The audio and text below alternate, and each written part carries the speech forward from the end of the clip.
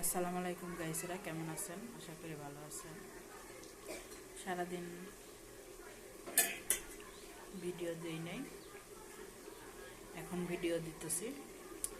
এই যে বড়া বানাবো,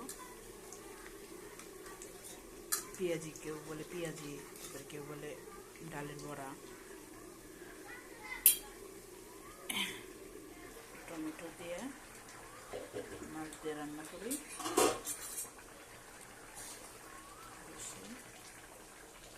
ফাইটার মাছ রান্না করি, ফাইটার মাছ দিয়ে টমেটো দিয়ে আলু বাগান দিয়ে। রোজা আসার আগেই বড়া ভাজতে শুরু করছি। রোজার আর বেশি দিন নাই, এর মধ্যে একটা দিন। কেউ বলে 1 তারিখ হবে, কেউ বলে 2 তারিখে। যত সম্ভব 2 তারিখে হতে পারে, আল্লাহ যখন দেয় তখন।